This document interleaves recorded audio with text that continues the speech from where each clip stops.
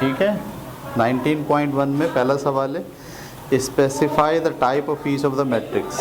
हर matrix को आपको क्या करना है, उसकी टाइप बतानी है। पहली मैट्रिक्स क्या है, 2 - 1 3 0। इसका ऑर्डर देखिए सेम है, इसको क्या बोलेंगे, स्क्वायर मैट्रिक्स। क्या ख्याल है, इसका नाम क्या हो गया। दूसरी वाली मैट्रिक्स क्या होगी, कॉलम मैट्रिक्स, 3 - 1 और 4। ठीक है। तीसरी वाली क्या होगी, रो मैट्रिक्स। सही है। चौथी वाली क्या होगी, डायगोनल मैट्रिक्स। सही है। और पांचवी वाली भी क्या होगी, डायगोनल मैट्रिक्स। चौथी और पांचवी दोनों क्या हैं, डायगोनल हैं। उसके बाद लिखा हुआ है दूसरा सवाल, what is the order of each of the following matrix. हर एक का ऑर्डर बताना है। पहले का ऑर्डर क्या है, रो 3 है और कॉलम भी 3 है, 3 × 3। दूसरे का क्या है, रो 3 है, कॉलम 2 है, 3 × 2। तीसरा क्या है, रो 2 है, कॉलम 3 है, 2 × 3। चौथा क्या है, रो 3 है, कॉलम 1 है, 3 × 1। और पांचवी का ऑर्डर क्या होगा, रो भी 1 है और कॉलम भी 1 है, 1 × 1। समझ में आ गई बात, ये वाले सारे सवाल कर लेंगे।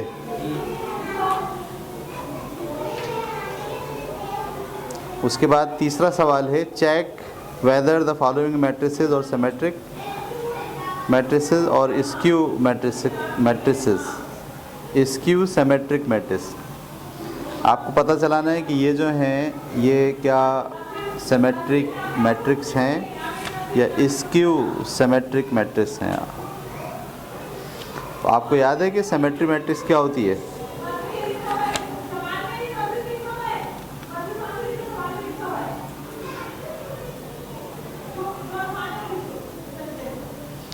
सिमेट्रिक मैट्रिक्स किसे कहते हैं, जिसका ट्रांसपोज भी उसी के बराबर हो।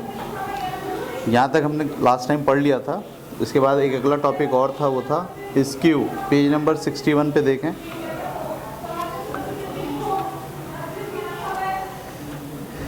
स्क्यू सिमेट्रिक मैट्रिक्स क्या होती है, जब आप किसी मैट्रिक्स का ट्रांसपोज निकालें, किसी मैट्रिक्स का ट्रांसपोज उस मैट्रिक्स के नेगेटिव के बराबर हो, इसको क्या कहते हैं, स्क्यू सिमेट्रिक मैट्रिक्स। ठीक है। तो मैं ये एक सवाल आपको करा देता हूँ। 19.1 पेज नंबर 67, क्वेश्चन नंबर 3। हर मैट्रिक्स के बारे में आपको क्या फैसला करना है, ये सिमेट्रिक मैट्रिक्स है या स्क्यू सिमेट्रिक मैट्रिक्स है। पहला सवाल है, ये क्वेश्चन नंबर 3 है, इसका पहला पार्ट है, क्या है 1।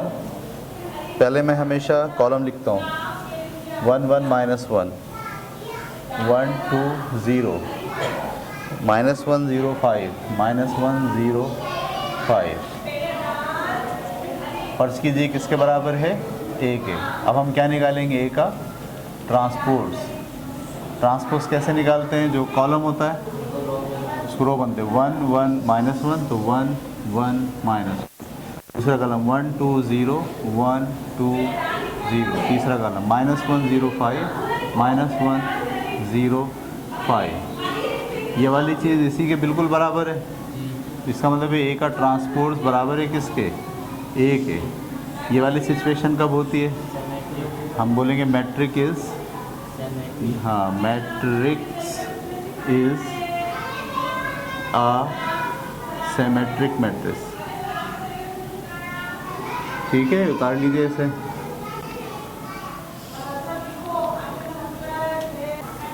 ठीक है, इसके बारे में फैसला करना ये सिमेट्रिक है या स्क्यू सिमेट्रिक है। तो हम सबसे पहले इसका निकालते हैं ट्रांसपोज।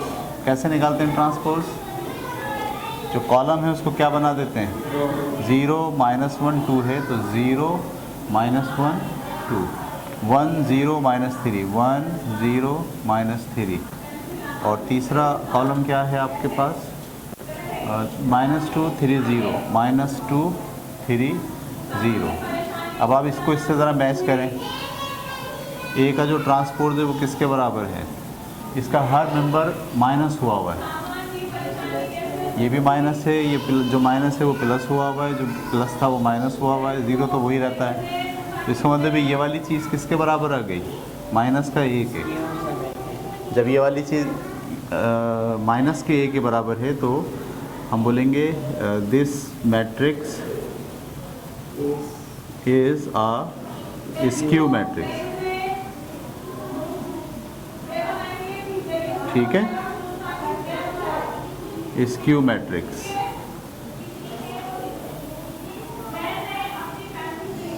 उतार लीजिए।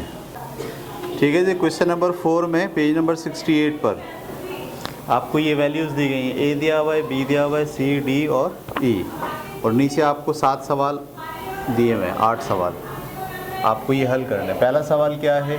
ए प्लस सी। ठीक है, क्या लिखना है? ए प्लस, ए की जगह में क्या लिखूं?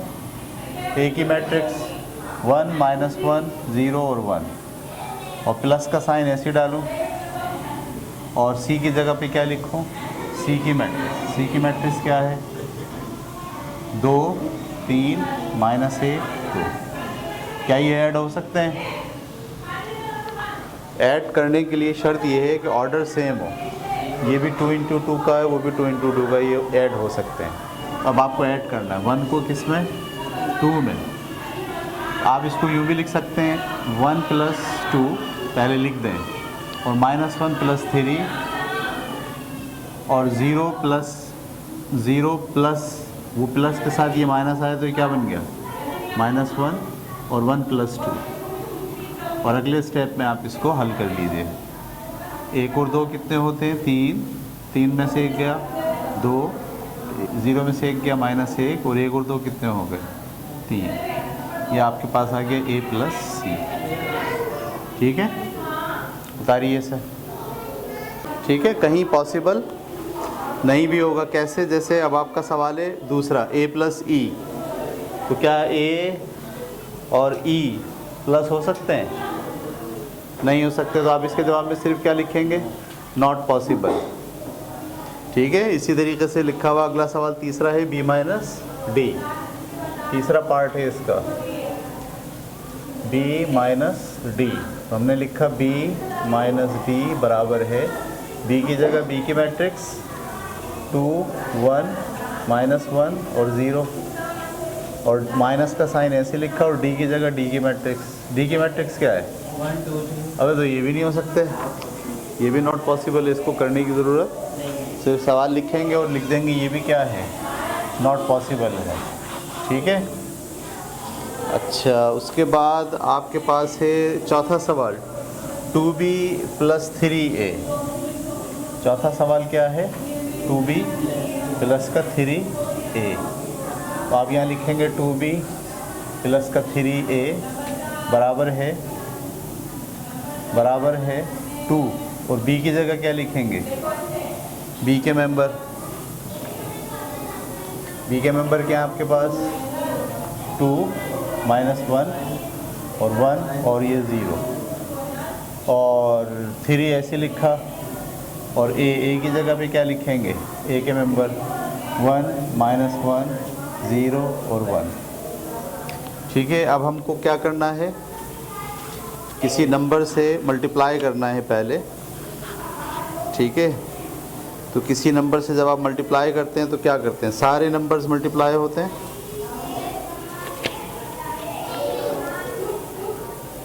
या कोई एक कॉलम या कोई एक रो मल्टीप्लाई होती है।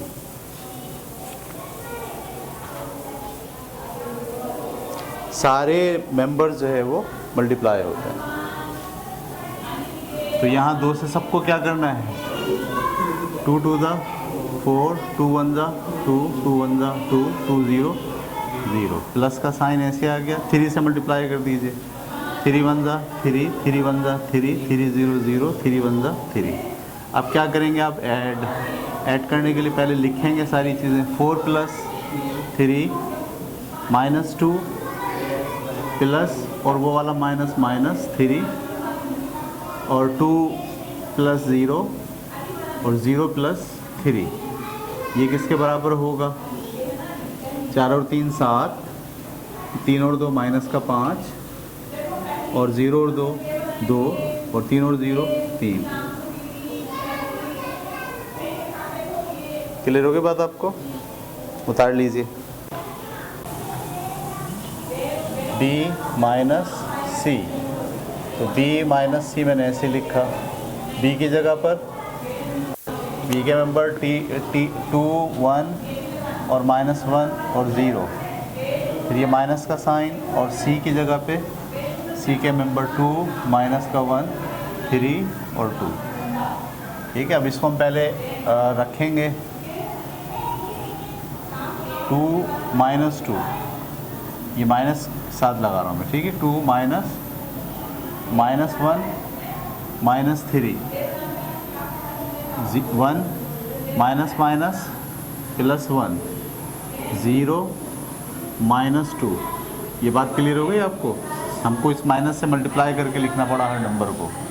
2 में से 2 गया 0, 1 और 3 माइनस का 4, 1 और 1 2 और 0 में से 2 गया माइनस का 2। ये आ गया आपके पास b - का c। उतार लें। तो a² का क्या मतलब है, a² बराबर है a × a, सही है। a² किसके बराबर है, इसका मतलब है a को a से मल्टीप्लाई करना है। सब बच्चे गौर से देखेंगे, मल्टीप्लाई करने का तरीका अभी हमने सीखा नहीं था, पहली बार सीख रहे हैं, ठीक है। तो मल्टीप्लाई कैसे करते हैं, पहले a के मेंबर आपने लिखे 1 -1 0 और 1, और फिर a के दोबारा मेंबर लिखे 1 -1 0 और 1, ठीक है। मल्टीप्लाई करने का उसूल ये है कि इसकी जो रो है तो इसके कॉलम से मल्टीप्लाई होगी, इसकी जो रो है वो इसके कॉलम से मल्टीप्लाई होगी, फिर यही वाली रो इसके कॉलम से मल्टीप्लाई होगी, फिर दूसरी जगह पे इस वाली रो को इस कॉलम से मल्टीप्लाई करना है, इसी रो को इस कॉलम से मल्टीप्लाई करना है। तो रो कॉलम से मल्टीप्लाई होती है। देखिए मैं कैसे मल्टीप्लाई करूँ, समझना। इसकी रो का मेंबर और इसकी कॉलम का मेंबर 1 × 1 प्लस जेब से लगाते हैं,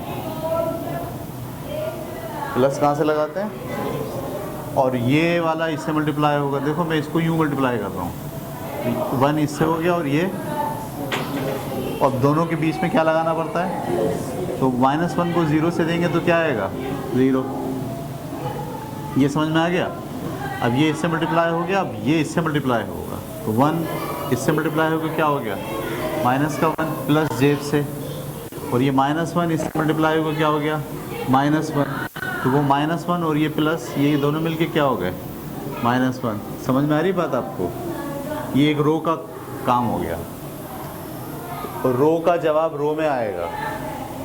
अब ये वाली रो है दूसरी, इसका जवाब दूसरी रो में आएगा। इसको मल्टीप्लाई करना है इससे, 0 1 से मल्टीप्लाई होगा, क्या हो जाएगा 0 प्लस जेब से, 1 0 से मल्टीप्लाई होकर हो गया 0। इसी तरीके से ये इससे 0 इससे मल्टीप्लाई होकर हो गया 0 प्लस जेब से, और 1 1 से मल्टीप्लाई होकर हो गया 1। तो आखिर में जवाब आपके पास क्या आया, ये 1 × 1 1 हो गया, 0 ख़त्म, -1 कितने हो गए -2, और 0 0 मिलके कितने हो गए 0, और 0 और 1 मिलके कितने हो गए 1। ये जवाब है। उतारें। 5वां सवाल है, उसमें भी आपके पास 6 सवाल दिए हैं। पहले में a + b आप खुद करेंगे, उसके बाद a - b ये भी आप खुद करेंगे, 3a + 2b ये भी आप खुद करेंगे। चौथा सवाल है a × b, ये मैं करा दे रहा हूँ। a की वैल्यू दी गई और b की वैल्यू दी गई। तो सवाल है a × b। 5वें का कौन सा पार्ट है, ये चौथा पार्ट है, ठीक है। तो a × b का मतलब क्या है, a को मल्टीप्लाई करना है किससे, b से, तो अगले स्टेप में मैं एक ही जगह पे एक ही मैट्रिक्स लिख दे रहा हूँ, माइनस का 1 2 3 और 0 1 2 और 1 0 -1, और b की जगह पे b की मैट्रिक्स लिख दे रहा हूँ, 4 माइनस का 2 3 और 2 4 और 2 और 3 1 और 1। अब हमको इसको मल्टीप्लाई करना है। कैसे करेंगे मल्टीप्लाई? रो को किससे मल्टीप्लाई करना है? कॉलम से। इसी रो को इस कॉलम से, इसी रो को इस कॉलम से। तो देखिए मैं कैसे कर रहा हूँ। 1 को 4 से मल्टीप्लाई किया, क्या आ गया? -4। 0 को -2 से मल्टीप्लाई किया, क्या आ गया? -0 या +0। 0 किसी भी चीज़ से मल्टीप्लाई होकर क्या बन जाता है? और 1 को 3 से मल्टीप्लाई किया, क्या आ गया? 3। ये समझ में आ गई बात? अब इसी को मल्टीप्लाई करना इससे। -1 को 2 से दिया, -2, 0 को 4 से दिया 0 और 1 को 2 से दिया 2। क्लियर हो गई बात? अब इसी को मल्टीप्लाई करना इससे। -1 को 3 से दिया, -3, 0 को 1 से दिया 0 और 1 को 1 से दिया 1। पहली रो मल्टीप्लाई हो गई, ठीक है। अब कौन सी रो मल्टीप्लाई होगी? दूसरी रो। दूसरी रो यूँ चलेगी और कॉलम यूँ चलेंगे। 2 4 8 और 1 को 2 से दिया, माइनस का 2 और 0 को 3 से दिया, प्लस का 0। क्लियर हो गई बात आपको? अब इसी को मल्टीप्लाई करना है इससे। 2 2 4, 1 4 4 और 0 2 0। प्लस आपको पता है खुद लगा रहे हैं, और अगर माइनस आ रहा है तो फिर प्लस लगाने की ज़रूरत नहीं है, वो माइनस ही लगा रहे हैं उसकी जगह, ठीक है। अब इसी को मल्टीप्लाई करना है किससे? इससे। 2 3 6, 1 1 1 और 0 1 0। दूसरी रो भी हमने मल्टीप्लाई कर लिया। अब तीसरी रो मल्टीप्लाई करेंगे। 3 4 12 और 2 2 माइनस का 4 और -1 3 माइनस का 3। क्लियर हो गई बात आपको? इसी तरीके से इसको इससे मल्टीप्लाई करना है। 3 2 6, 2 4 8 प्लस और -1 2 -2, ठीक है। इसी को उससे मल्टीप्लाई करना है। 3 3 9, 2 1 2 और 1 1 1। अगले स्टेप में आप इनको ऐड करके लिखना है। 4 और 3 ये दोनों माइनस कर रहे हैं, क्या जवाब आएगा? माइनस का 1। ये दोनों प्लस कर रहे हैं, माइनस कर रहे हैं, क्या जवाब आएगा? 0। ये दोनों क्या कर रहे हैं? माइनस कर रहे हैं, जवाब क्या आएगा? माइनस का 2। 8 में से 2 गया 6, 4 और 4 8, 6 और 1 7, 12 में से 4 गया 8 और 8 में से 3 गया 5, 8 और 6 14, 14 में से 2 गया 12, 9 और 2 11, 11 और 1 12। ये जवाब आ गया किसका? A × B का। उतार लीजिए।